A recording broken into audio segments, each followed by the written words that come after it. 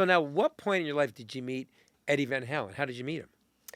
Oh my God, it's a funny story. So I was dating a musician from Amsterdam, and we were dating. And then one night he said, I'm going to a studio. Do you want to come watch me record? He goes, it's at somebody's house. And I go, okay. So I go and I'm watching him. And then at 1 in the morning, I was like, I'm tired, I'm leaving. And he's like, okay. And I'm like, I'll talk to you tomorrow. And I go out and I go to get my car and I forgot my keys. So there's somebody out there and I go, can you go get my keys? And they go, yeah. And it's I'm standing there and I'm cold. And all of a sudden somebody comes up and they're in like a hoodie. And you can see like just a hood and a body. And this guy comes up and he goes, hey. And I go, hey. And he goes, how are you? And I go, fine. And he go, and I go, and he goes, what are you doing here? And I go, I was watching my boyfriend play music. And I go, what are you doing? He goes, this is my house. And I go, oh, cool. Oh, And he goes, I'm Eddie Van Halen. And I go, and I couldn't even see him. It was like a silhouette. And I go, oh, cool. And then he's like, we like talked for 5 minutes. And I'm like, I'm freezing. I'm tired. I'm leaving. Nice to meet you. Bye. So I leave.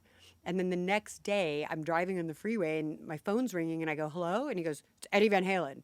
And I'm like, hi. And he goes, I had to get your number. I had to meet you, blah, blah, blah. And I was like, okay.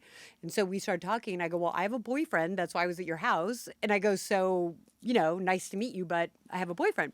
And he goes, oh, that's fine. He goes, we can just be friends. And I go, okay. And so we literally were like really good friends for probably 6 months or 9 months. And then like he finally like one day he was shaking me and he goes, why won't you go out with me? And then I finally like just broke down because I ended up falling in love with him because uh, he was so incredible. And so finally I was like, okay. But I was like, I don't want to date a rock star. I don't want to deal with groupies. I don't want to deal with drugs. And I was like, this is the last thing I want to do. But but he was so incredible. Like he was really deep and spiritual and funny and creative and passionate. Like there was this whole side of him that nobody knew. And his main instrument was piano. So he would play these like incredible ballads and he played them for his dad's funeral and his mom and he wrote a 23-minute song for my mom like when she was oh. dying. And so it was like he was really like a passionate, genuine, incredible person.